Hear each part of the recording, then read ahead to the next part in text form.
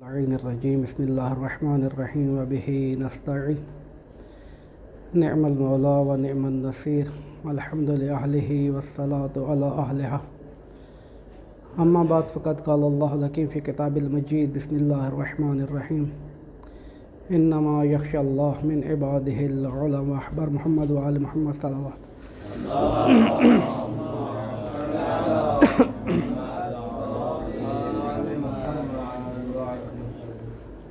بغیر کسی مقدمے اور تمہید کے میں اس کو شروع کروں گا، چونکہ وقت بہت تاخیر ہو گیا ہے اور آپ لوگ بھی سارے دن دیروں کی خدمت میں مصروف تھے، تھک گئے ہوں گے۔ اربعین کے دن ہے اور قبلہ صاحب کے حوالے سے آپ لوگ مستحضر ہیں۔ میں بہت زیادہ بھی مزاحم نہیں ہوں گا، لیکن کچھ معروضات پیش کرنی ہے کہ جن کی طرف توجہ ہونا ہماری ضروری ہے۔ قبلہ صاحب کے حوالے سے کچھ مقدماتی گفتگو کے جو ہر جگہ پر آپ لوگوں نے سنی بھی ہے اور سنتے بھی رہتے ہیں، پڑھی بھی ہے، جانتے بھی ہیں۔ سرسری سی عرض کرنی ہے کہ قبلہ صاحب کی زندگی کو اگر ہم تقسیم کریں، کیونکہ یہ مجلس ترحیم ہے اور شخصیت ایسی بھاری بھرکم ہے کہ اگر میں یہ کہوں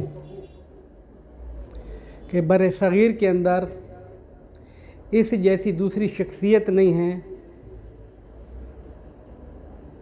تو شاید مبالغہ نہ ہو، لیکن یہ تو 100% ہے کہ اس جیسی اگر شخصیت ہیں تو بہت ہی کم ہے، کم نظیر اور بے نظیر۔ ان کی میں بتاؤں گا کہ بر صغیر کے اندر 5000 سے زیادہ علماء ہمارے پاس گزرے ہیں۔ ایسا نہیں کہ ہمارے پاس علماء نہیں گزرے ہیں، 5000 سے زیادہ علماء گزرے ہیں، 40,000 سے زیادہ ہمارے پاس مصنفین کی یعنی ان کی تالیفات ہیں، ایسا نہیں ہے۔ لیکن جن صفات اور خصوصیات کے مالک قبلہ آیت اللہ العظمہ آغا شیخ محمد سید نجفی المعروف بڈھکو صاحب جن صفات کے مالک وہ تھے، ایسی صفات کے حامل شخصیات بہت کم ہیں ہمارے پاس، بہت کم۔ اس میں نہ کوئی محبت کا جذبہ ہے کہ محبت میں ایسا اظہار کر رہے ہیں، نہ کوئی غلو ہے کہ جو بعض بار کہا جاتا ہے کہ غلو بہت کرتے ہیں ان کی محبت کے چلنے والے۔ غلو ملو نہیں ہیں، حقیقت پر مبنی کچھ معروضات پیش کرنی ہے۔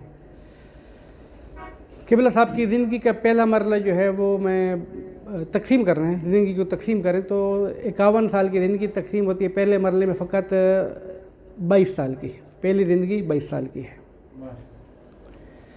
22 سال کی وہ زندگی ہے کہ جو حضرت نے پاکستان میں گزاری ہے اور بچپنے کے بعد 6 سال کے بعد مدرسے کے اندر گئے ہیں، تعلیمات حاصل کی ہیں، اسکول کے اندر گئے ہیں۔ 22 سال ٹوٹل تعلیم ہے مدرسے کی، اسکول کی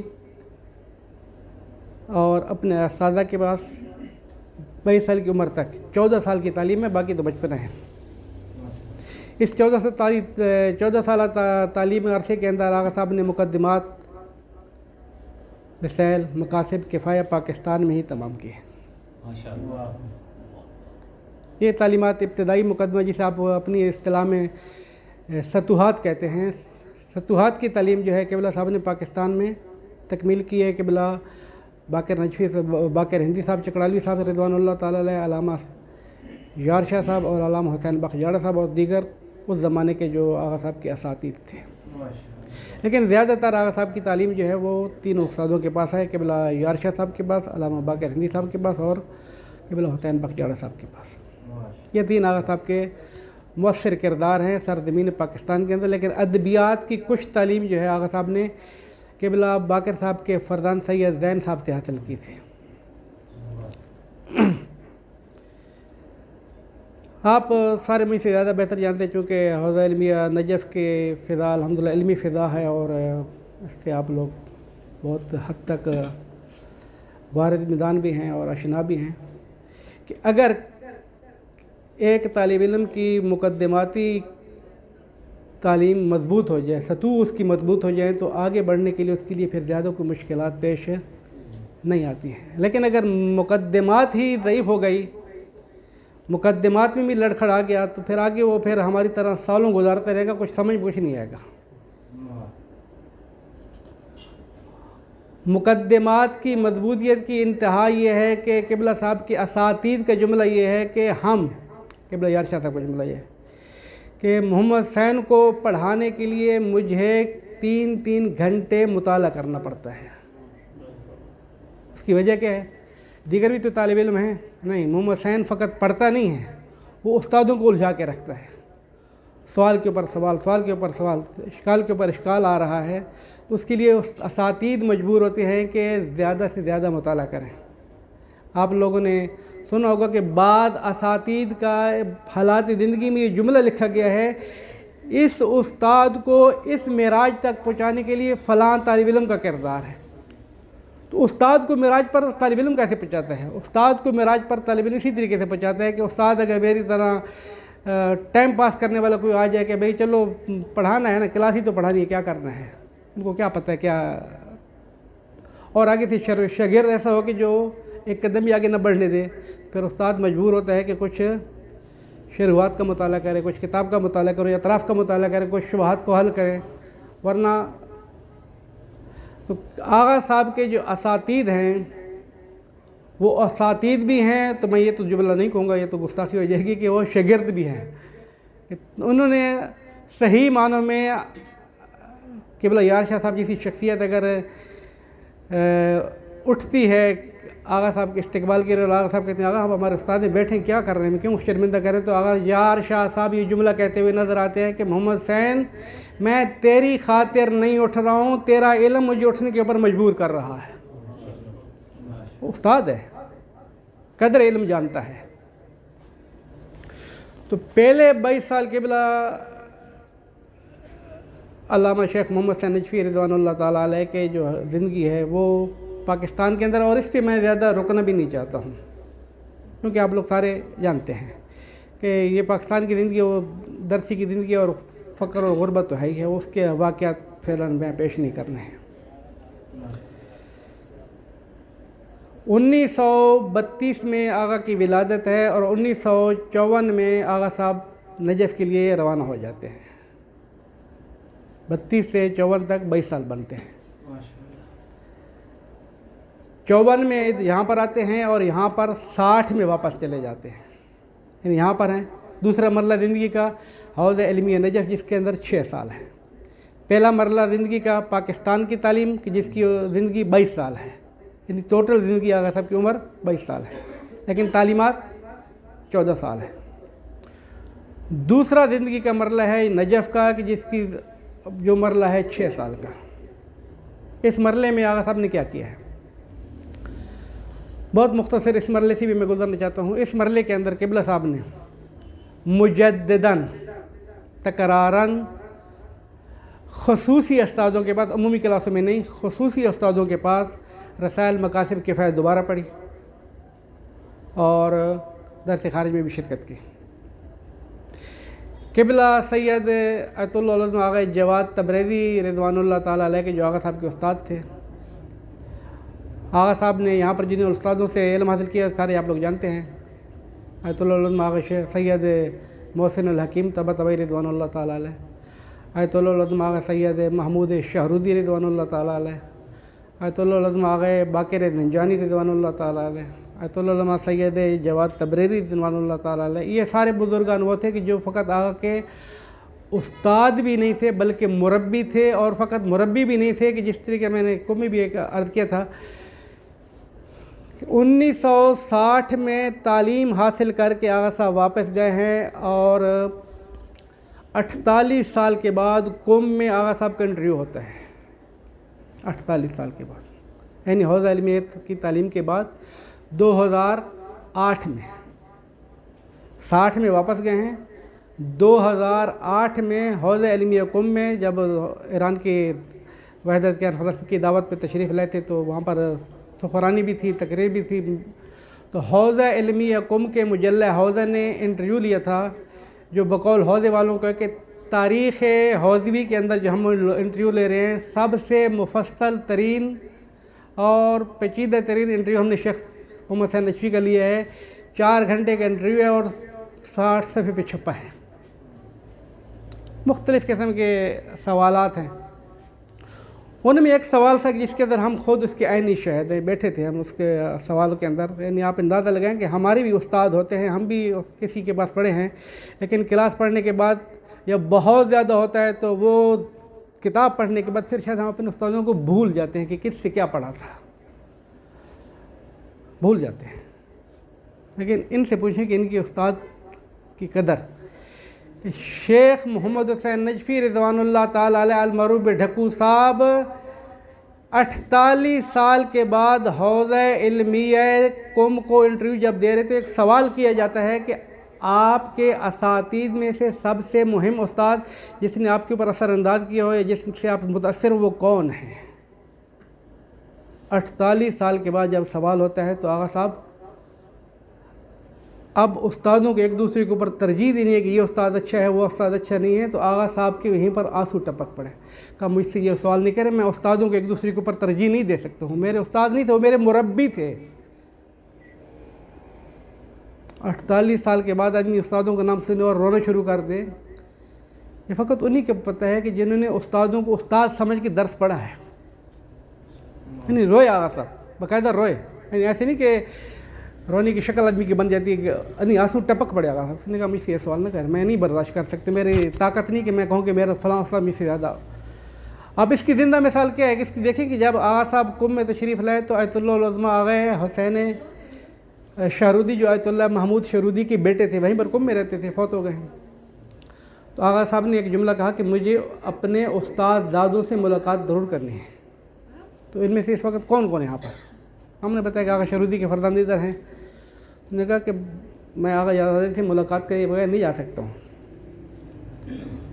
آغا شارودی مریض تھے، جب ان کو اطلاع ملی تو انہوں نے بھی استقبال کیا، سارے ہم لوگ ساتھ تھے۔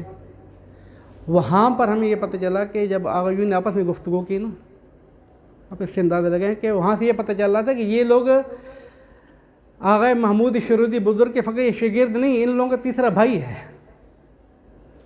یعنی ان کے وہ باتیں یاد کر لیں گے، اب ہم گھر آتے تھے، بیٹھتے تھے، ناشتہ کرتے تھے، اس طرح ہنسی مذاق ہوتی تھی، گھریلو ماحول بنا ہوا تھا۔ آیت اللہ العظمہ کے گھر میں اپنے شاگرد ہونے کے عنوان سے نہیں، ان کا ایک بیٹا بنا ہوا تھا آیت اللہ العظمہ آغا جواد تبریزی، ان سے زیادہ شفیق۔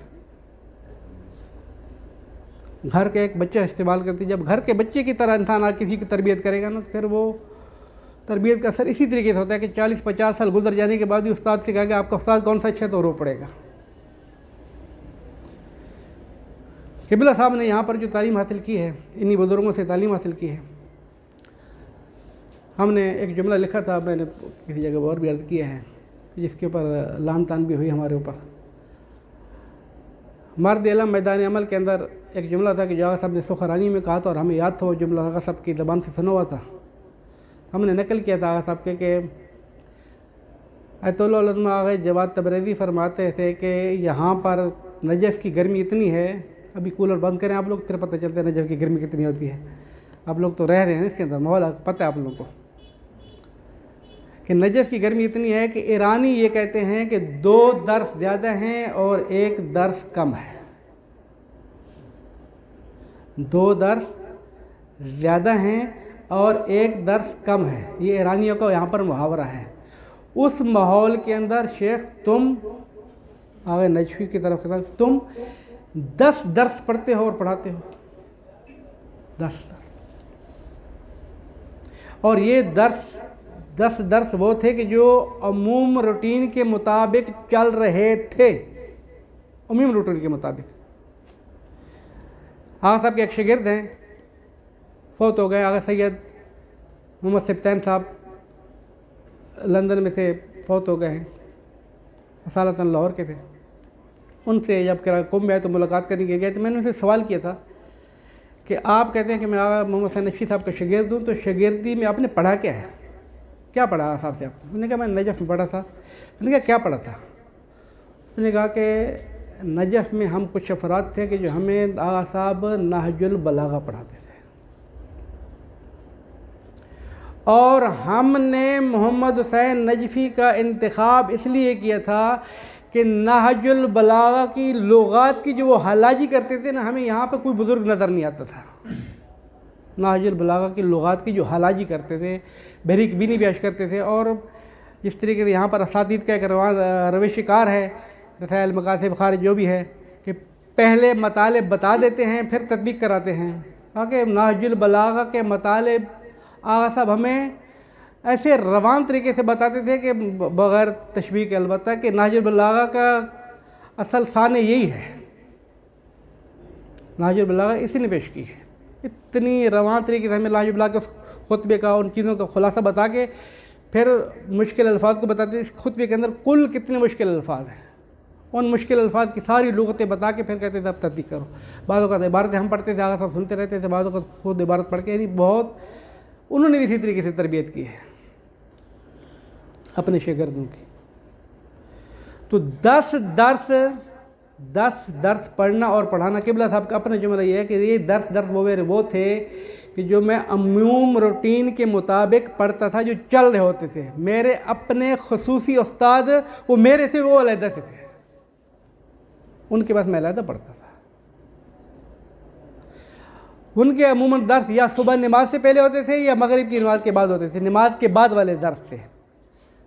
آپ قبلہ اندازہ لگائیں اس بات سے کہ وہ شخص کہ جو 10 درس روٹین میں پڑھ رہا ہے اور پڑھا رہا ہے، اس کے علاوہ خصوصی درس بھی پڑھتا ہے، اور پھر قم کی، نجف کی سرزمین میں رہ کر مفاتیح الجنان کا ترجمہ کرتا ہے، منیت المرید کا ترجمہ کرتا ہے، لؤلؤ والمرجان کا ترجمہ کرتا ہے، التحقیقات والفریقان فی حدیث ثقلین جیسی عظیم ترین کتاب دیتا ہے، اثبات الامامہ جیسی کتاب اسی 6 سال کے عرصے کے اندر لکھی ہے۔ یعنی 6 سال کے عرصے کے اندر آغا صاحب نے مجدداً سارے کتاب بھی دوبارہ دہرائی ہیں، درس خارج میں بھی گئے ہیں، آغا یون سے اجازہ اجتہاد بھی لیا ہے، 10 درس پڑھے بھی ہیں، پڑھائے بھی ہیں، خصوصی استادوں سے علیحدہ شاگردی بھی اختیار کی ہے، اور 5 کتابیں بھی لکھی ہیں۔ 5 کتابیں بھی نجف میں بیٹھ کے لکھی ہیں، ان میں سے ایک کتاب اثبات امامت ہے، ایک کتاب جس کے بارے میں ہر جگہ پہ کہتا ہوں، ہر جگہ پر، اور یہ میرا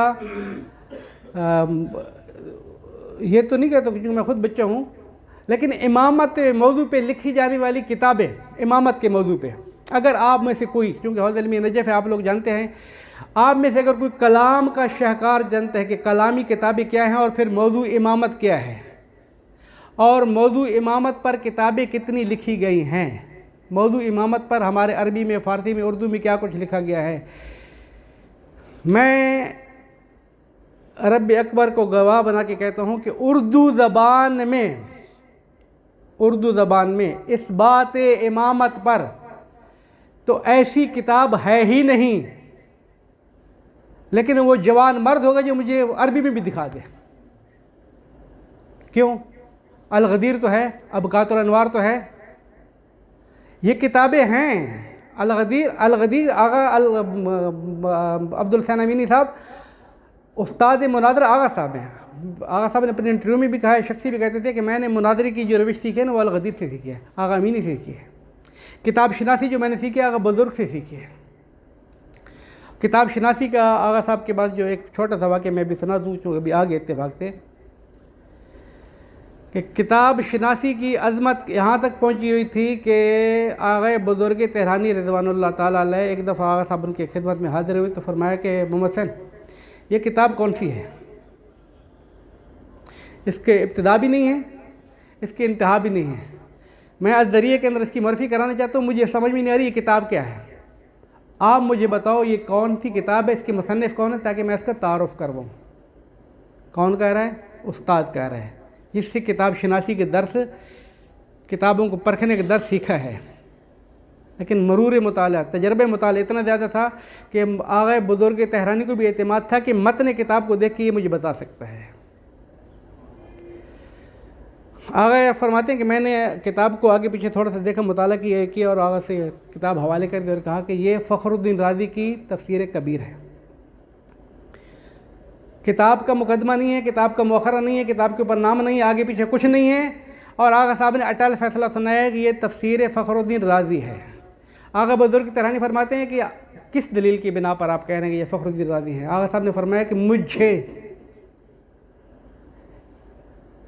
کلام کے محور کے اوپر، مفسرین کے اپنے محور کے اوپر، ان لوگوں کی تحریر کا انداز پتہ ہے کہ کس طریقے سے لکھتے ہیں۔ آپ کے کتاب خانے میں یہ تفسیر موجود ہے، میں کہہ رہا ہوں فلاں جلد ہے یہ اور فلاں صفحے کی ہے، آپ اصل سے مطابقت کریں، یہی عبارتیں موجود ہے۔ کہتے ہیں وہاں پر آگر نے اٹھا کے دیکھی تو کہا کہ ابھی کمال کیا آپ نے۔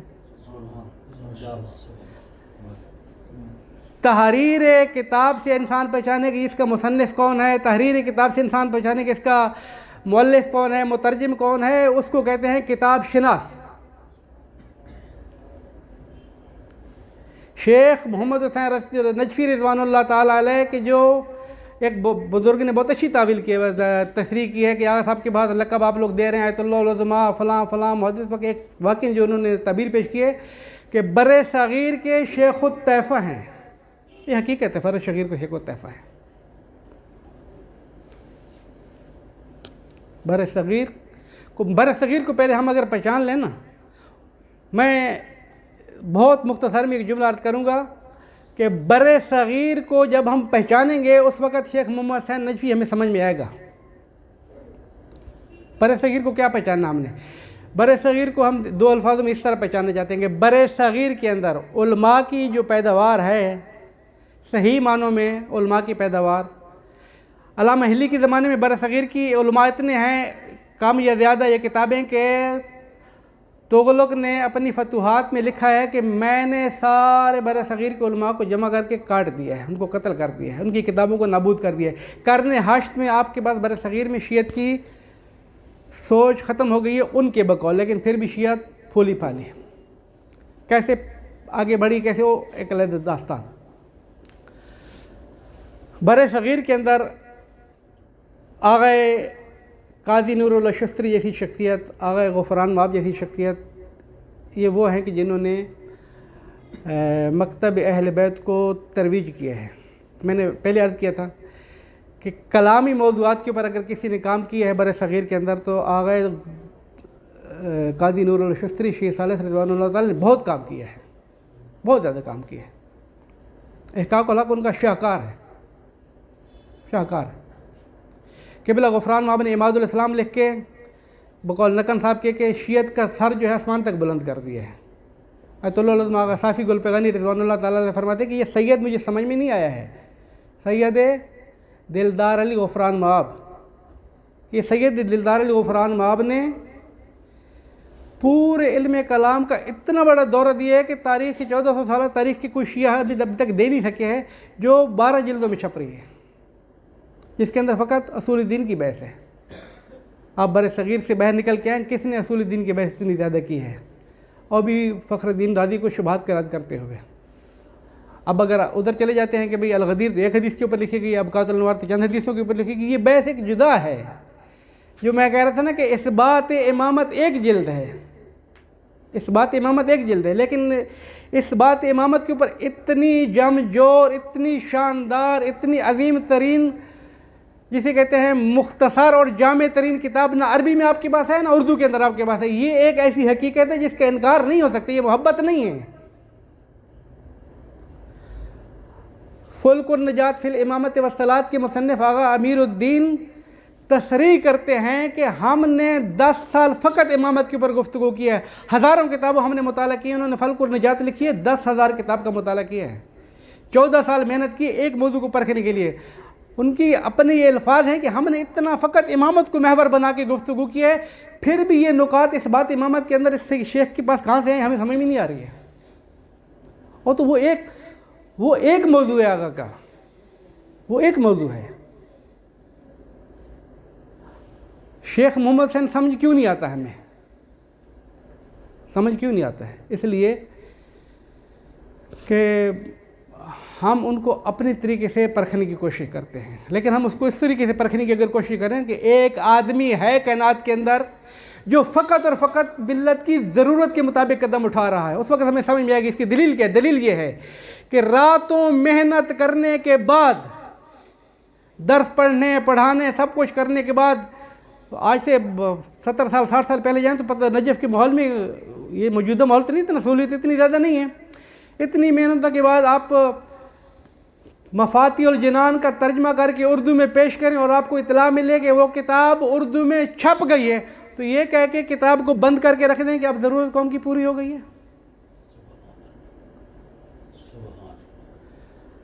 لولو والمرجان کا ترجمہ کیا ہے، حاشیے لگایا ہے، تحقیقات کی ہے، تعلیقہ لگایا، بہت مفصل بہترین کام کیا ہے لولو والمرجان.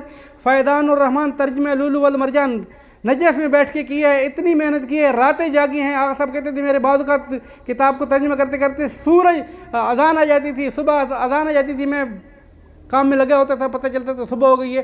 اتنی محنت کے بعد جب کتاب تیار ہوتی ہے پتہ چلتا ہے کتاب سرگودے سے چھپ گئی ہے. آقا قوم کی ضرورت پوری ہوگی، اس کو بند کر دو، دوسرا آدمی تلاش کریں نا آپ، جو اس محور پہ کام کر رہا ہے، فقط اس محور کے اوپر کام کر رہا ہے کہ جو ہے اسی دمال کے اندر کہ قوم کی اس وقت ضرورت کیا ہے. شیخ محمد حسین نجفی فقط عالم نہیں ہے، وہ نباذ ملت ہے، ملت کی نبضوں کو جانتا ہے کہ اس وقت اس کو ضرورت کس چیز کی ہے.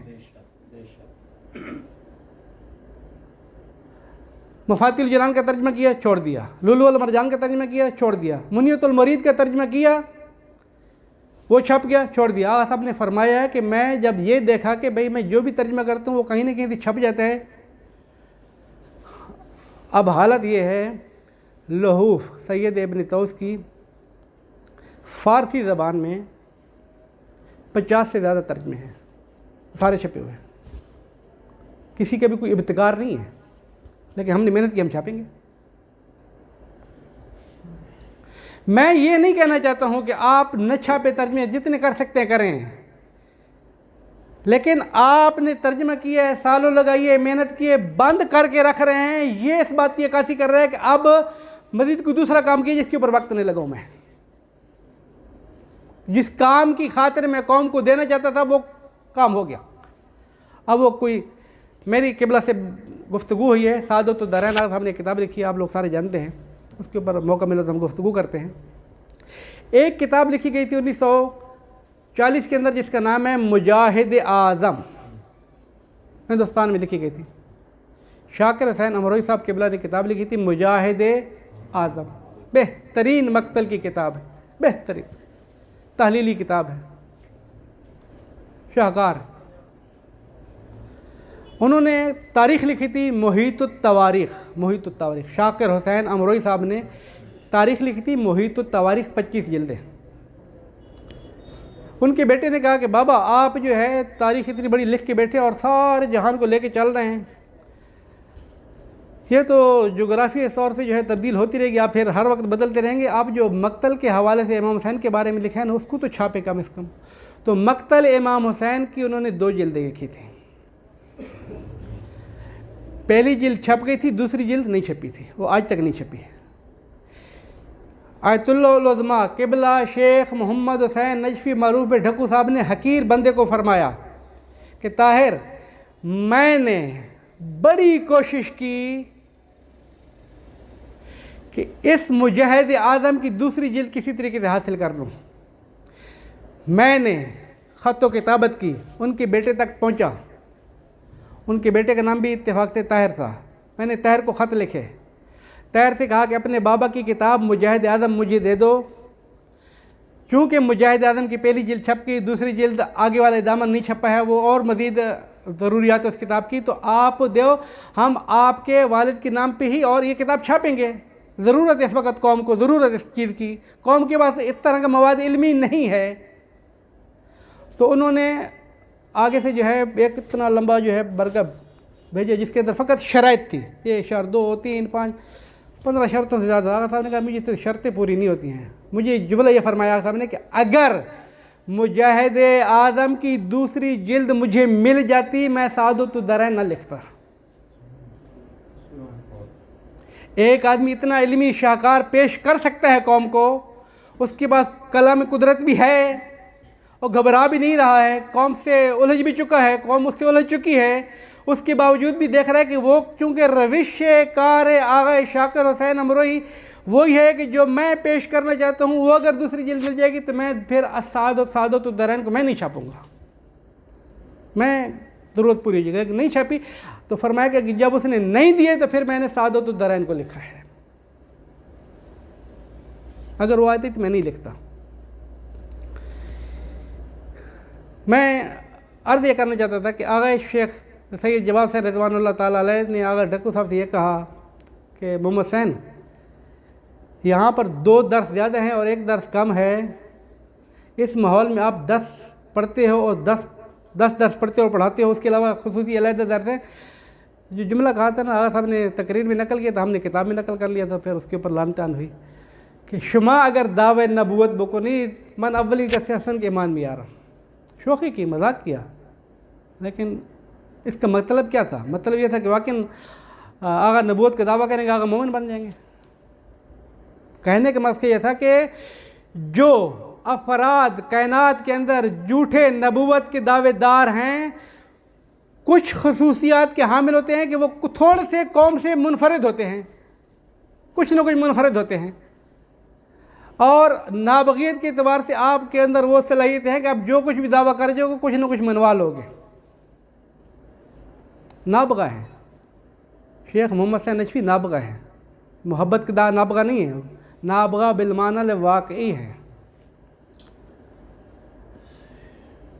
آپ اس سے کیا اندازہ لگا سکتے ہیں کہ حافظے کا عالم یہ ہے، عربی، فارسی، اردو اشعار، ہمارے وہ افراد بھی نسیم اور کیا نام ہے مرثیہ وغیرہ جو ہیں انیس وغیرہ کے رٹے لگاتے ہیں، باقاعدہ رٹے۔ قبلہ صاحب کا جملہ یہ ہے کہ میں نے آج تک آپ ان کی کتابیں پڑھیں، تجلیات ہے، اثبات ہے، ساری کتابوں کے اشعار تو ماشاءاللہ بولتے ہیں، بہت لکھتے ہیں۔ میں نے آج تک جتنے دیوانوں کا مطالعہ کیا ہے، جتنے اشعار پڑھے ہیں، زندگی میں ایک ہی دفعہ شعر پڑھا ہے۔ وہ ایسا نہیں کہ رٹے لگا رہے ہیں، تکرار کر رہے ہیں، پڑھ رہے نہیں۔ آغا صاحب کہتے ہیں کہ جب مجھے کوئی شعر پسند آ جاتا تھا اس کے اوپر میں رکتا تھا، رکنے کے بعد پھر آگے چلا جاتا۔ وہ رکنے کا مقصد یہ ہے کہ اس کی کاپی آ جائے، بس ختم، والسلام۔ ایسا دوسرا آدمی پیدا کر کے دیکھیں کہ جو شعر کو ایک دفعہ پڑھے پھر رٹا نہ لگے اور پھر آخری عمر تک اس کو دہراتا بھی رہے۔ عربی کی شعر بھی پڑھ رہے ہیں، فارسی کی بھی پڑھ رہے ہیں، اردو کی بھی پڑھ رہے ہیں۔ جب قبلہ صاحب قوم میں آئے تھے تو بزرگوں سے ملاقات ہوئی، تو ان میں بزرگوں میں سے ایک حضرت ایت اللہ علیہ آغا نوری حمدانی حفظہ اللہ ابھی تک زندہ ہیں۔ ملاقات کے اندر ہم ساتھ ساتھ ہر جگہ جہاں پر ہی گئے تھے، تو آغا صاحب نے پاکستان کے حالات اور فلاں کے لیے جو ہے وہ عربی کے اندر گفتگو کی۔ نجف کو چھوڑے ہوئے 48 سال ہو گئے ہیں، عربی کے اندر گفتگو کی۔ تو آغا نے نوری حمدانی صاحب نے فرمایا کہ میں نے ابھی فارسی کی جملہ ہے، من بے فارسی پاسخ امیدہ، میں تو فارسی میں بولوں گا، عربی کیوں؟ ان کا علم کم نہیں ہو گیا ہے، ایسے نہیں کہ ان کو عربی نہیں آتی ہے، تمرین نہیں ہے۔ ہم آپ لوگوں کے بچے ہیں، آپ لوگ ماشاءاللہ حوض علمی نجف میں ہیں، ہم آپ لوگوں کے عنوان سے بچے ہیں کہ ہمیں 1 منٹ بھی عربی نہیں بول سکتے، لیکن آپ ہمارے مقابلے میں فارسی بول کے دکھائیں، نہیں بول پائیں گے آپ لوگ، کیونکہ آپ لوگ ایسے آپ کتابیں فارسی کی پڑھیں تو آپ کو بہت پڑھنا آ جائیں گی، کیونکہ آپ لوگوں کی فارسی بولنے کی تمرین نہیں ہے، ہماری عربی بولنے کی تمرین نہیں ہے۔ کتابیں پہ حد تک سارے آتے ہیں، لیکن 48 سال کے بعد بھی آدمی مرجع کے سامنے عربی بول رہا ہے، وہ اس ملکے کے تحت ہے کہ جو سارا کا سارا نابغیت کے عنوان سے چل رہا ہے۔ خلاصہ کلام یہ ہے کہ میں آغا صاحب کی یہاں کی جو زندگی تھی 6 سال بھرپور جد و جہد علمی کے بعد آغا صاحب واپس گئے ہیں۔ بزرگوں نے اجازہ اجتہاد دیا ہے۔ اجازہ اجتہاد آپ لوگوں کو پتہ ہے نا، پہلی دفعہ آغا صاحب نے اجازہ اجتہاد نہیں چھاپے تھے۔ جب آغا صاحب نے ایک مسئلے کا فتویٰ دیا تھا کسی جگہ پہ، تو لوگوں نے شور مچانا شروع کیا دوسری پارٹی نے کہ بھئی یہ تو 6 سال پڑھ کے آئے، اس کے بعد تو نہ کوئی اجازہ ہے، نہ کوئی مجتہد ہے، نہ کوئی خام کیا کیا فتوے دے رہا ہے بھئی، شور مچنا شروع ہوگا۔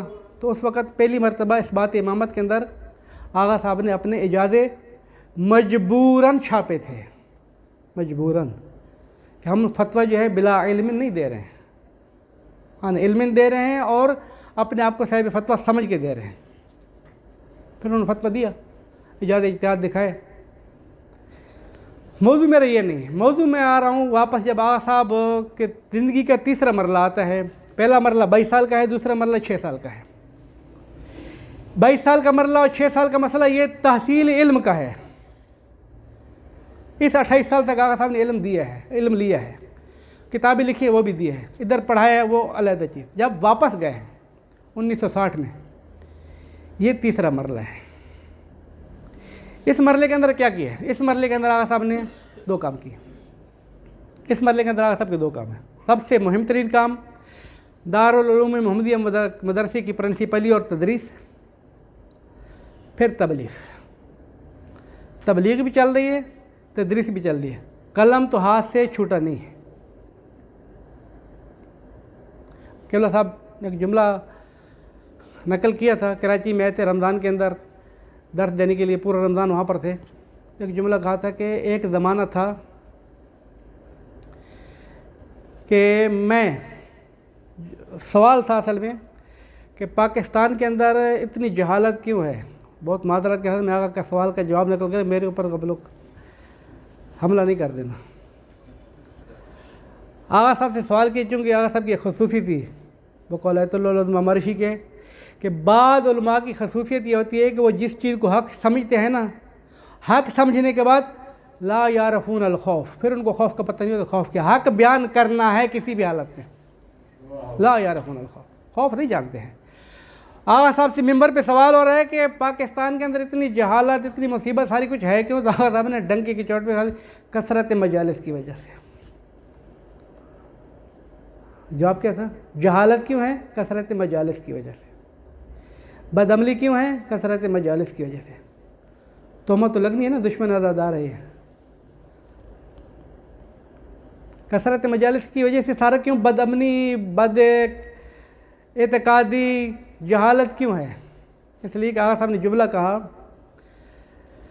کہ ایک زمانہ تھا کہ میں مدرسہ دارالعلوم محمدیہ کا پرنسپل تھا، فقط پرنسپل نہیں تھا، میں ساری کتابیں پڑھاتا تھا، 5 سے 7 درس پڑھاتا تھا، مطالعہ علیحدہ، تالیفات علیحدہ۔ فقط جمعرات اور جمعے کو میں چھٹی کرتا تھا، جمعرات اور جمعے کو چھٹی کرتا تھا، فقط 2 دن، باقی پورا ہفتہ میں مدرسے میں ہوتا تھا، 24 گھنٹے میں ادھر ہی گزرتے، میں پڑھتا تھا، مطالعہ سب کچھ ادھر ہو رہا ہے میرا۔ وہ 2 دن میں چھٹی کیوں کرتا تھا؟ 2 دن چھٹی میں اس لیے کرتا تھا کہ میں اپنے ایریا کی حد تک جاؤں اور تبلیغات کروں، ممبر سنبھالوں، لوگوں کو دین بتاؤں، یہ اپنا میں نے وظیفہ سمجھا ہوا تھا۔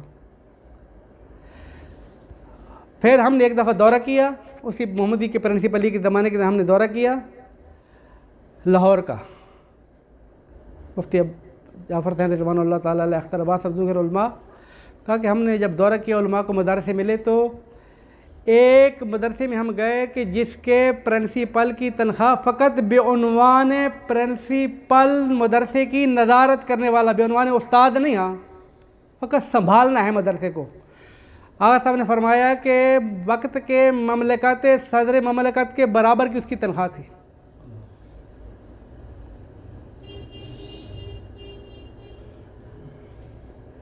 کب کے واقعات ہیں؟ 65 کے۔ اور مجھے اس زمانے میں ملتی تھی 250 روپے تنخواہ،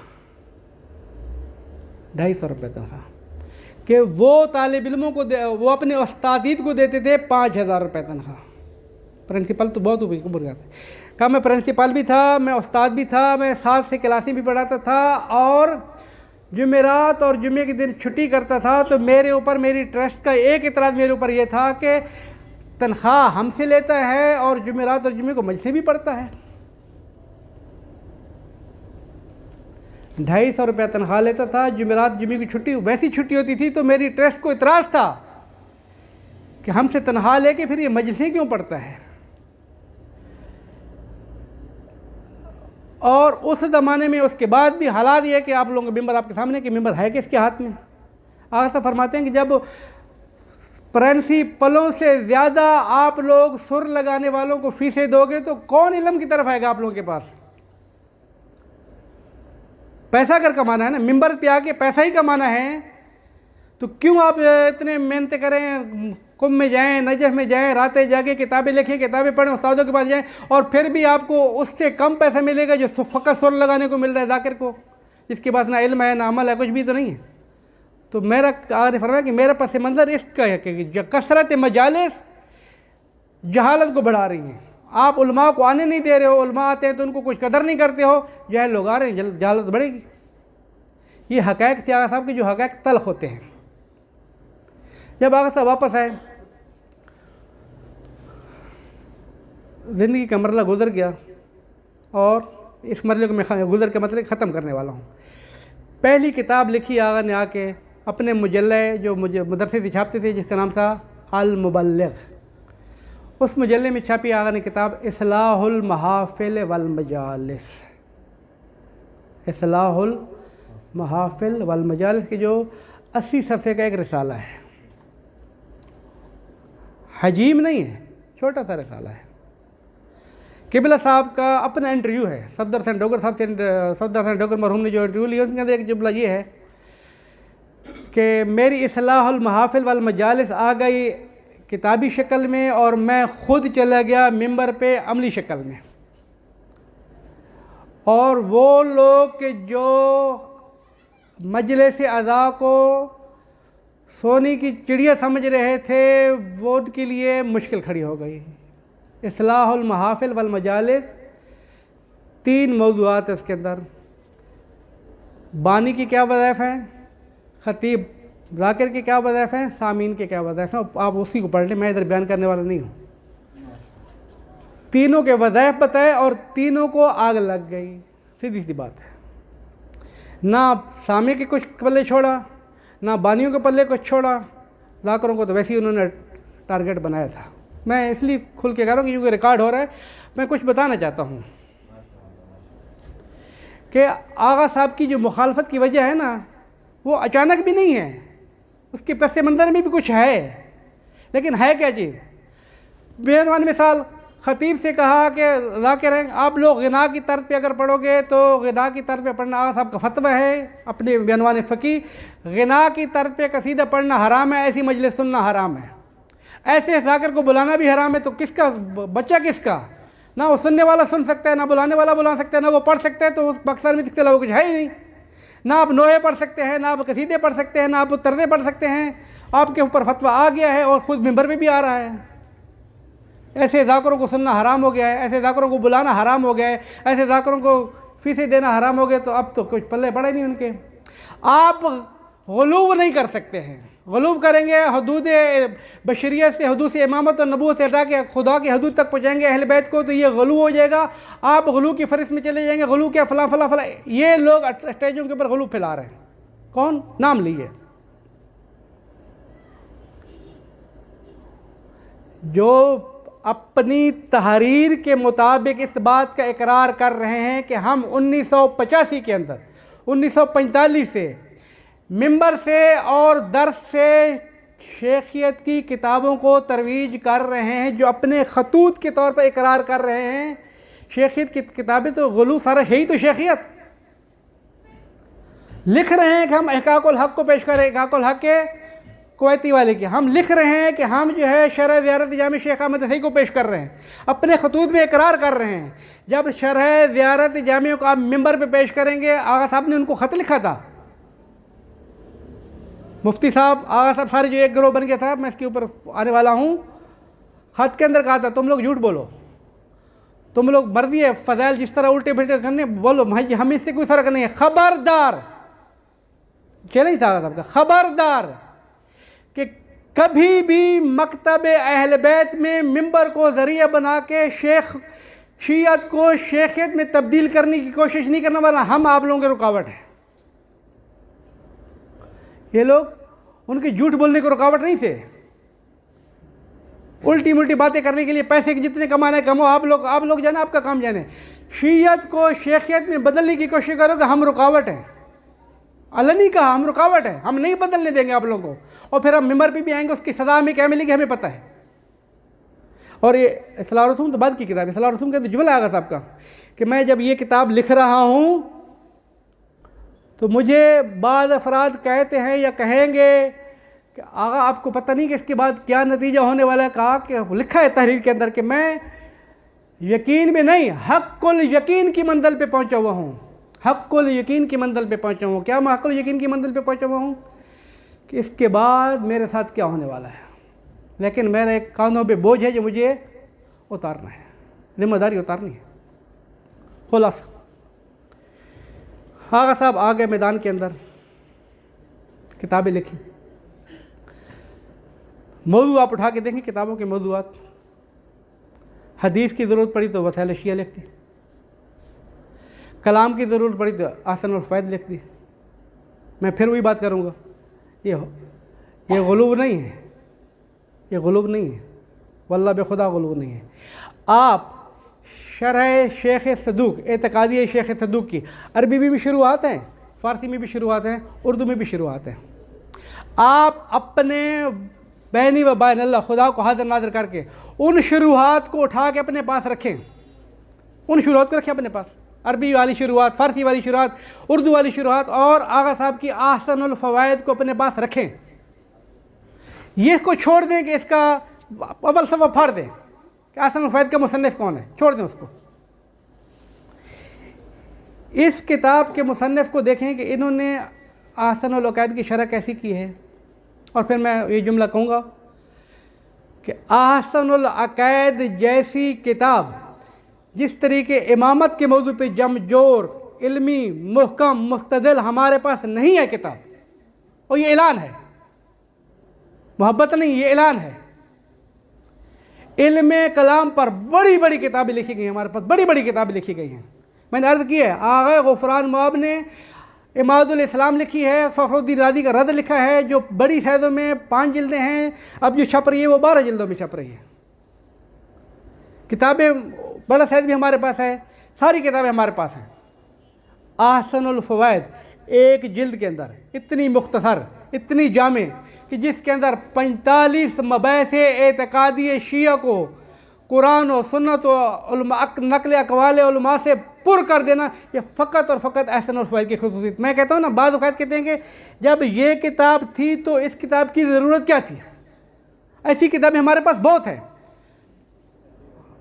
آیت اللہ شیخ عبدالحسین امینی رضوان اللہ تعالیٰ علیہ فرماتے ہیں کہ امامت کے موضوع پہ لکھی جانے والی کتابوں کی اکثریت قاطع وہ کتابیں ہیں، امامت کے موضوع پہ لکھی جانے والی کتابیں جو عربی فارسی میں لکھی جا رہی ہیں، آج سے 50-60 سال پہلے کی جملہ ہے، اکثر وہ کتابیں ہیں کہ جن کو اگر دریا میں پھینک دیا جائے نا، یہ قوم کے وقت کے لیے بھی بچت ہوگی، پیسے کی بھی بچت ہوگی۔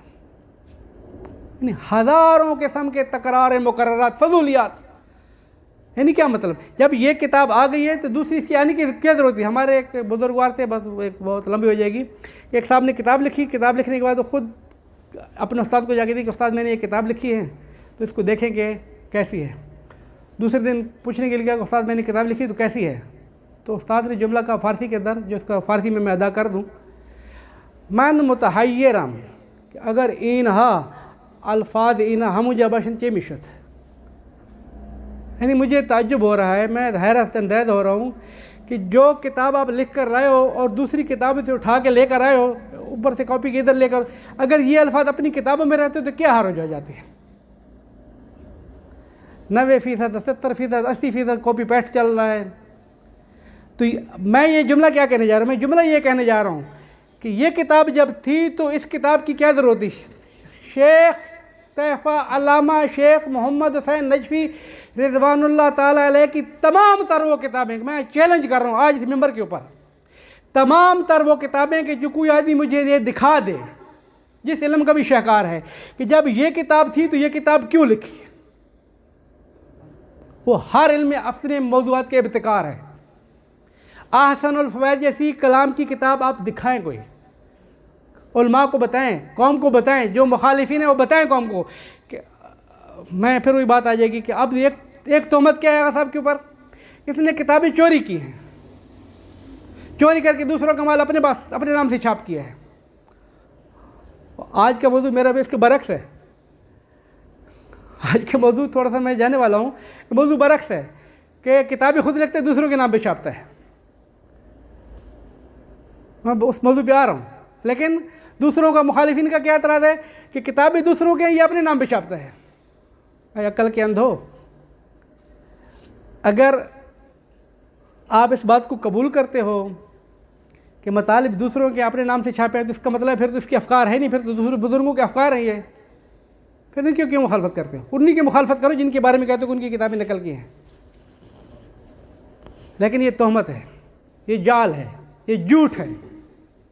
اس کی دلیل میں یہی کر رہا ہوں کہ اگر کسی کے پاس یہ شوشے چھوڑ رہے کہ بھئی دوسروں کی کتابیں اپنے نام سے چھاپ کرتا ہے، تو مجھے بتائے تجلیات صداقت جو برصغیر فقط مناظرے کا میدان ہے، دوسرے موضوعات ہے لیکن فقط مناظرے کا میدان ہے۔ تجلیات صداقت جیسی مناظرے میں کتاب کہ جو ایک ہی کتاب کے اندر عقائد بھی ہوں، فقہ بھی ہوں، اخلاق بھی ہو، تاریخ بھی ہو، لان تان بھی ہو، متائن بھی ہوں، دفاع تشیع بھی ہو، ہر چیز ہو، ایک ہی کتاب کے اندر سارے شبہات و قرآن و حدیث سے جواب دی ہو۔ تجلیات صداقت کے علاوہ کوئی بھی دوسری مناظرے کی کتاب مجھے دکھائیں آپ لوگ، کوئی بھی دوسری کتاب۔ مناظرے کی کتابیں کام نہیں ہیں ہمارے پاس، بہت اچھی اچھی کتابیں ہیں۔ تشہید المتین 16 جلدیں ہیں لیکن موضوع متائن ہیں۔ ابقات الانوار 30 جلدیں ہیں لیکن موضوع امامت ہے۔ ان سے بڑی بڑی کتابیں موجود ہیں لیکن ایک ہی کتاب کے ایسے تو حق نواز جنگ بھی پاگل نہیں ہو گیا تھا کہ سرگودا کے اندر ایک تقریر کر رہا ہے کہ جو کتاب اس شہر میں لکھی گئی ہے وہ کتاب خانہ بھی محفوظ ہے، اس کا مصنف بھی محفوظ ہے، تم لوگوں کی غیرت کہاں چلی گئی؟ کتاب خانے کو آگ لگاؤ، مصنف کو قتل کر دو۔ آغا صاحب 1985 میں کوئٹہ میں اشرا پڑھ رہے تھے، ادھر سے مجمع اٹھا یہاں کے کتاب خانے کو آگ لگا دی۔ دوسری بھی کتابیں تو تھیں، یہ ایک کیوں کھٹک رہی تھی؟ کبھی موضوع ہوا تو انشاءاللہ ہم مفصلاً کتابوں کی حلاجی کریں گے، تفصیل سے بتائیں گے کہ ان کی خصوصیات کیا ہیں، موضوع نہیں ہے، وقت نہیں ہے۔ لیکن اتنا عرض کروں کہ احسن الفوائد، تجلیات صداقت، اثبات امامت، سعادت الدارین، یہ 4 کتابیں شیخ محمد حسین نجفی المعروف بے ڈھکو، یہ 4 کتابیں یعنی کیا؟ یہ 4 کتابیں فکر ڈھکو، یہ 4 کتابیں ڈھکو گروپ، یہ 4 کتابیں کوئی آدمی مجھے بتائے کہ اس میں کتابوں کے اندر کہاں پر ان افراد سے خطاب کروں جو اپنے آپ کو بہت بڑا پہلوان سمجھتے ہیں کہ ہم نے ساری کتابیں پڑھی، یہ کتابیں کہاں سے چوری کی آغا نے؟ آغا صاحب کا اپنا علم ہے۔ یہ 4-5 کتابیں آپ لوگ پڑھیں گے، ڈھکو صاحب کی ترجمان کتابیں یہی ہیں۔ وسائل الشیعہ 20 جلدیں ہیں، وہ ترجمان کتاب نہیں ہے، وہ فکر حدیث کو بتایا کہ یہ ہمارا مکتب اہل بیت ہے۔ اتنی بڑی تفسیر ہے، وہ ترجمان محمد حسین ڈھکو نہیں ہے، ترجمان یہ کتابیں ہیں۔ اتنی بڑی کتابوں کو نہ ہر کوئی سمجھ سکتا ہے، نہ اتنی بڑی کتابوں میں ترجمانی ہو سکتی ہے۔ میں اب جو بہت جلدی میں سارے مقدمے میں آ رہا تھا کہ جلدی پہنچوں کہ ڈھکو صاحب کے اوپر مخالفت تو ہوتی ہے، ہر علم کی، ہر آدمی کی مخالفت۔ آپ لوگ کی طرح اگر سارے کے سارے ڈھکو صاحب کے ماننے والے بیٹھے مجھے یہ پتہ نہیں، آپس میں مخالف بیٹھے مجھے یہ پتہ نہیں، اتنا سارا کچھ پتہ ہے کہ آپ لوگ سارے کے سارے جو ہے حوزہ علمیہ نجف کے طالب علم ہیں۔ آپ میں سے اپنے ایک کلاس میں بھی 2 طالب علم ایک جگہ پہ فکر کی متفق نہیں ہیں، 2 بھائی ایک جگہ کے فکر کے متفق نہیں ہیں۔ تو ہم یہ سوچ کریں کہ نہیں، محمد حسین ڈھکو نے جو لکھ دیا ہے وہ پورے تشیع کا یہی دین ہونا چاہیے۔ یہ میرا خطاب ہے ان لوگوں سے جو ڈھکو صاحب کے معتقد دین ہے۔ ایوہ ڈھکویوں جو ہمارے دوسرے فرق کہے گا ڈھکوانوں، ایسی بات نہیں ہے۔ قبلہ محمد حسین نجفی کی فکر ولو قرآن و سنت کے مطابق جو انہوں نے سمجھی ہے پیش کی ہے، اور حقیقت کے مطابق انہوں نے پیش کر دی، لیکن ایسا ہرگز نہیں ہے۔ یہ میرا خطاب ڈھکو والوں سے ہے، موحدین سے ہے۔ ایسا ہرگز نہیں ہے کہ جو لکھ گئے اس کے کوئی مخالفت نہیں کر سکتے، مخالفت کرنے کا ہر کسی کو حق ہے، تم اس کو حق دو۔ ایسا کبھی نہ کہو کہ اگر کوئی مخالفت کر دے تو بس یہ جو ہے وہ غالی ہوگا، نہیں، ایسا نہیں ہے۔ نہ محمد حسین ڈھکو کے مخالفین غالی ہیں، نہ محمد حسین ڈھکو کے مخالفین شیخی ہیں، علماء ہیں۔ ان کو بعض افراد کے بعض اصطلاحات کے اوپر، بعض عقائد کے اوپر اختلاف ہے، ان کو اختلاف کا حق ہے۔ یہ ڈنڈا لے کے پیچھے پڑ جاتے ہیں وہ علماء کا دشمن ہو گیا، وہ غالی ہو گیا، وہ شیخیہ، ایسا نہیں ہے، یہ ایسا نہیں ہے۔ لیکن ایسا بھی نہیں ہے کہ جو آغا صاحب کے مخالفین کہتے ہیں اب میں آ گیا ہوں اپنے مطلب کے اوپر فوری طور پہ، مقدمہ جو کہ بہت لمبا ہو گیا، کہ بر صغیر کے اندر، پاکستان کے اندر کتاب لکھی ہے مرزا حسین یوسف صاحب رضوان اللہ تعالیٰ علیہ نے، حقائق العقائد. پھر اس سے کتاب سے آگے پڑھتا چلا گیا. پھر آگے قبلہ فاتح ٹیکسلا نے بھی لکھا، مولوی اسماعیل رضوان اللہ تعالیٰ علیہ نے بھی لکھا، دوسرے علماء نے لکھا. سرزمین پاکستان کے اندر 7 آدمی ہیں جو وہابیت پھیلانے کے ایجنٹ ہیں. 7 آدمی وہابیت پھیلانے کے مزدور ہیں، ایجنٹ ہیں، وہابیت پھیلا رہے ہیں. 7 آدمی. کون؟ محمد یار شاہ نقوی، گلاب شاہ نقوی، اختر عباس. ان کی اصطلاح لا رہا ہوں، ان کے الفاظ لا رہا ہوں. چوتھے نمبر پہ ترتیب کے مطابق چوتھے نمبر پہ ڈھکو صاحب کا نام ہے، محمد حسین ڈھکو. محبوب علی شاہ، حافظ سیف اللہ، حسین بخجاڑا، اللہ وسایا، معروف صفدر حسین. یہ وہابی ہیں، یہ وہابیت کے خریدار ہیں، وہابیت کے لیے کام کر رہے ہیں. یہ دشمن کا اعتراض ہے، دشمن کا شوشہ ہے، دشمن کا حربہ ہے، دشمن کا حملہ ہے. میں یہ کہہ رہا ہوں، جس طریقے سے اپنوں سے خطاب کیا ہے نا، ڈھکوانوں سے، ڈھکو پارٹی سے، مواحدین سے، کہ ڈھکو صاحب کی ہر تحریر کے جو بھی مخالفت کرے وہ شیخی ہے، وہ غالی ہے، وہ ایجنٹ ہے. ایسا نہیں ہے. بالکل بعین ہی، میں آ گیا اپنے مطلب، بالکل بعین ہی یہ کہہ دینا کہ جو ڈھکو صاحب کی کتابوں کی ترویج کرے، جو ڈھکو کا نام لے، جو اس قسم کی کتابوں کو پیش کرے، وہ مقصر ہے، وہ وہابی ہے، وہ دشمن عزادار ہے، وہ یا علی مدد کا منکر ہے، وہ فلاں فلاں فلاں، یہ تہمتیں ہیں، یہ خود ملعون ہیں. یہ بھی غلط ہے. قبلہ اختر عباس صاحب رضوان اللہ تعالیٰ علیہ ویڈیو کلپ میں لے کے گئے تھے جن کو وہابی کہا گیا اسی لسٹ کے اندر. اختر عباس صاحب کا ویڈیو کلپ میرے پاس موجود ہے، وائرل بھی ہے پوری نیٹ کے اوپر. پوچھتے ہیں کہ یا علی مدد کہنا کیسا ہے؟ میں کہتا ہوں یا علی مدد خدا سمجھ کے نہ کہو، نبی سمجھ کے نہ کہو، امام سمجھ کے کہو. صفدر قبلہ اختر عباس صاحب فرماتے ہیں کہ جو یا علی مدد کا منکر ہے، امام سمجھنے کے بعد بھی وہ حرام زادہ ہے. تہمت کہ ان لوگوں کے اوپر کہ یا علی مدد کے منکر ہیں. آغا صاحب نے کہا نہیں رکو، نعرے نہیں لگاؤ، بات اس جگہ پر رکنے والی نہیں ہے، بات آگے بڑھ رہی ہے.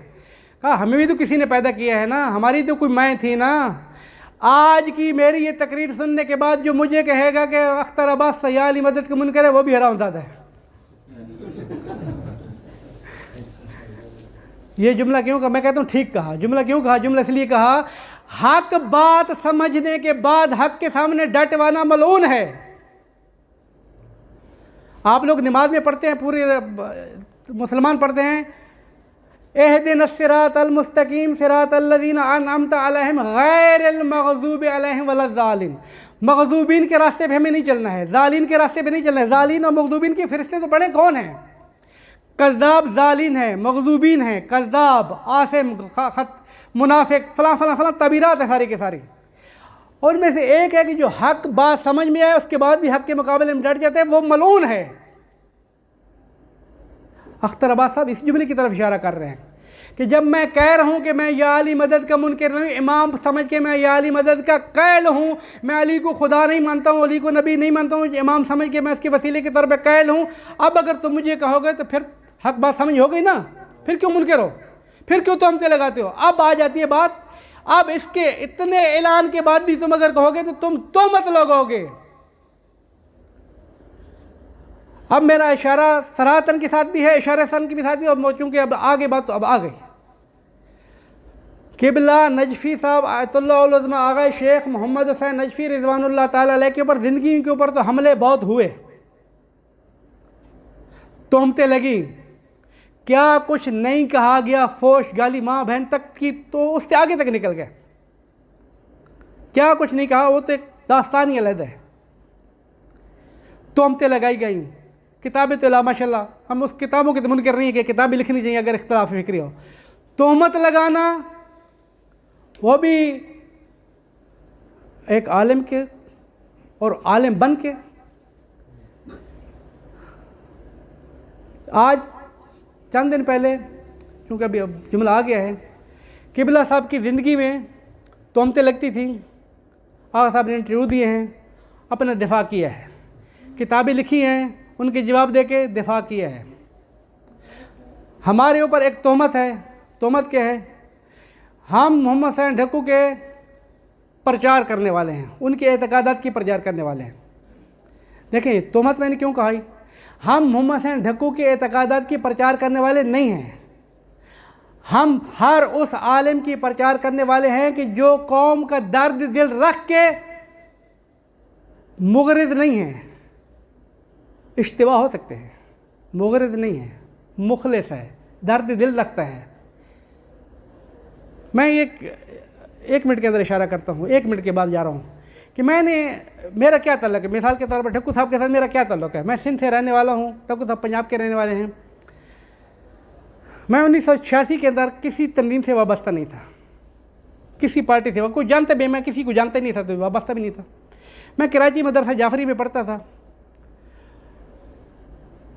کراچی کے اندر علماء کے نام سن رکھے تھے، گلاب شاہ صاحب کے اور اختر آباد صاحب کے، مفتی صاحب کا خصوصی نام سنا ہوا تھا جو کہ قائد بنے ہوئے تھے، بس اس حد تک تھوڑے بہت جان پہچان تھی۔ مدرسہ جعفری کی لائبریری میں کتاب پڑھی تھی، تذکرہ علماء امامیہ پاکستان، اس کا میں نے مطالعہ کیا۔ مطالعہ کرنے کے دوران جب پہنچا تو یہ جملے کہ بھائی پاکستان کے اندر 7 افراد وہابیت کے ایجنٹ ہیں، اور جو لسٹ میں نے پیش کی ہے، کتاب میں لمحہ کا طالب علم تھا، میں کتاب بند کے بیٹھ گیا، یہ وہابیت کے ایجنٹ ہیں، یہ کیسے وہابیت کے ایجنٹ ہیں؟ یہ تو ہمارا قائد بنا ہوا ہے۔ وہ مجھے جھٹکا لگا تھا پہلا، پھر ہم نے مطالعہ کیا، مطالعہ بہت آگے تک چلا گیا ہمارا۔ اس زمانے کی اخباریں اکٹھی کی، اس زمانے کے روزنامے اکٹھے کیے، اس زمانے کے مجلے اکٹھے کیے، فلاں فلاں فلاں فلاں فلاں بہت کچھ کیا، جس کا ایک ثمرہ جو ہے وہ مرد اعلیٰ میدان عمل کے طور پہ آیا ہے۔ میں خود ذاتاً اس نتیجے پہ پہنچا تھا، یہ جو وہابیت کے جن کے اوپر لیبل لگایا ہے نا، ان دلائل کی ثبوت کی کہ جس کے اوپر میں سالوں سے ابھی محنت کر رہا ہوں، اس جملے کے بعد میں سالوں سے محنت کر رہا ہوں، وہ لوگ ایجنٹ ہیں شیخیت کے، جن کو کچھ مربع زمین ملے ہیں، جس کو پیسے ملے ہیں، فلاں فلاں، وہ اپنی داستان ہم نے چھاپی ہے۔ یہ لوگ مظلوم ہیں، اور طاہر اب جو ہے جب سمجھ گیا کہ یہ کہ تو اس تاریخ کو پیش کر دو، ہم نے کتاب لکھوا دی مرد اعلیٰ میدان عمل کے اندر۔ ہم نے اس گروہ کو حق سمجھا، ان کی دفاع کیا۔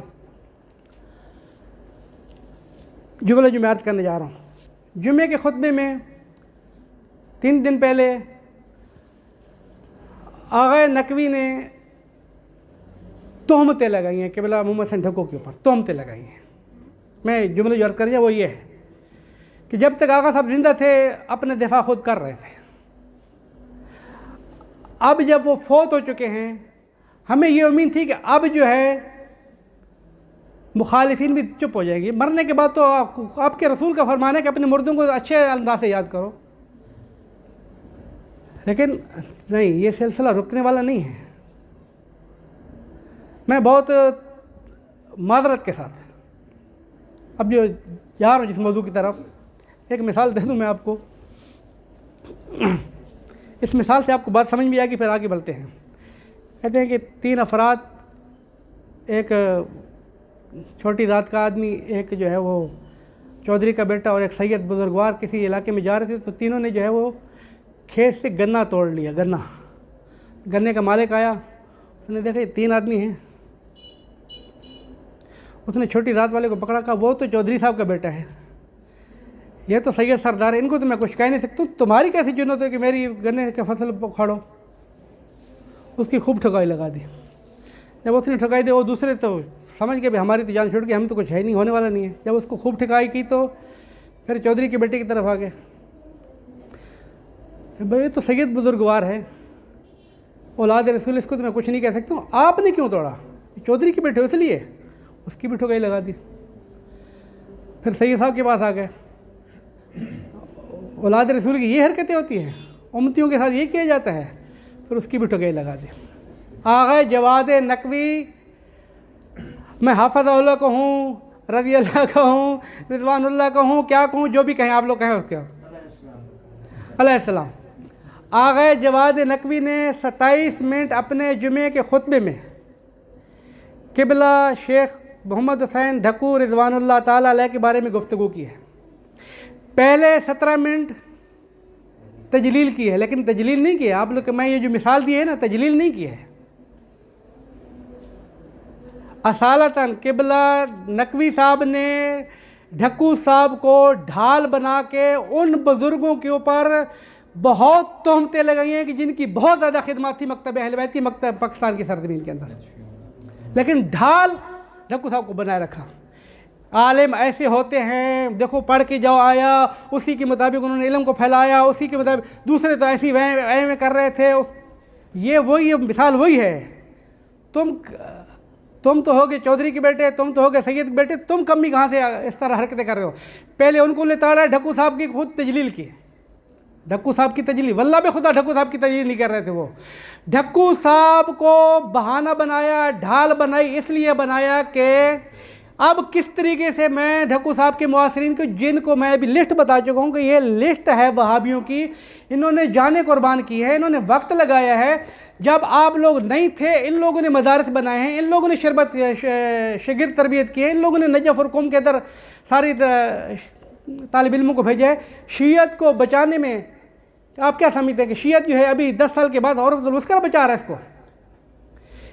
پاکستان کی سرزمین میں کہ جب کوئی شیعت کا نام اس وقت نہیں لیتا تھا کہ جس زمانے میں سارے جنازہ پڑھنے والے سنی ہیں، اس زمانے میں تو مناظرات ہو رہے تھے نا، کون بچا رہا تھا شیعہ کو؟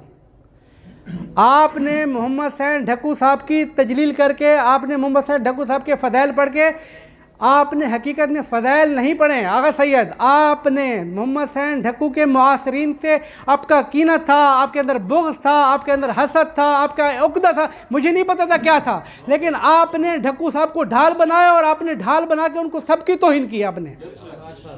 اگر کوئی ڈھکوانے یہ کہتے ہیں کہ قبلہ صاحب نے بڑی تعریف کی، اگر وہ جملے نہیں کہتے، میں کہتا ہوں قبلہ صاحب نے کوئی تعریف نہیں کی ہے۔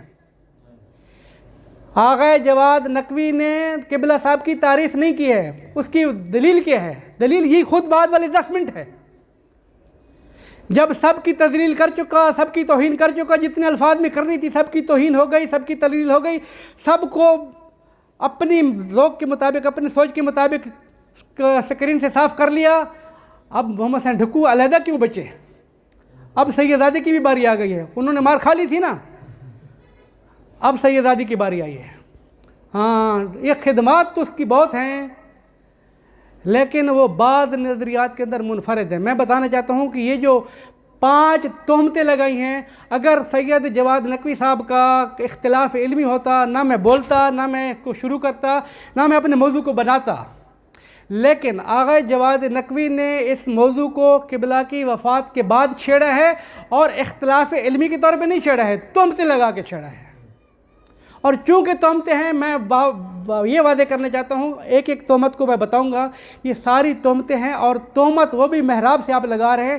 اس کے لیے اگر آپ کے پاس خدا کا خوف ہے تو خوف کریں، نہیں ہے تو پھر تو آپ کی مرضی، لیکن میں آپ کو سید خطاب کر رہا ہوں یہ کہہ کے کہ ابھی بھی وقت ہے توبہ کا، ایک بات۔ دوسری بات، آپ کے ہم حسن ظن رکھتے ہیں کہ آپ کو جو اطلاع ملی ہے اس کے مطابق آپ نے کہا ہوگا، لیکن آپ کے مشیر، آپ کے اطرافی، آپ کے جو ہے چیلے چماٹے سارے جھوٹے ہیں، سارے فراڈی ہیں، سارے دشمن تشیع ہیں، آپ کو کہیں اور لے کے جانا چاہتے ہیں۔ میں ابھی بتانا چاہتا ہوں کہ کیا تہمتیں لگائی ہیں۔ آپ نے سب سے پہلی تہمت لگائی ہے قبلہ شیخ محمد حسین نجفی رضوان اللہ تعالیٰ علیہ کے اوپر کہ اس نے کتاب لکھی ہے اور شاگرد کے نام پہ پیش کر دی ہے۔ میرا سوال ہے آپ سے، سوال یہ ہے کہ محمد حسین نجفی صاحب کو کیا چیز مانے تھی کہ کتاب کو اپنے نام سے چھاپ کریں؟ وہ خوف آ رہا تھا اس کو۔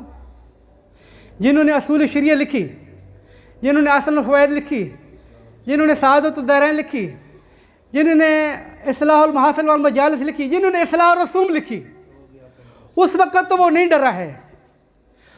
جب شیخیاں سے گالیاں کھا چکا، جب ساری لعن طعن برداشت کر چکا، جب سب آ گیا، 1990 میں، یہ تو سارے 60 سے لے کر 90 تک کا پوری کہانی تھی، ختم ہو گئی۔ سارے مخالفین مر گئے، ساری مخالفی کتابیں آ گئی.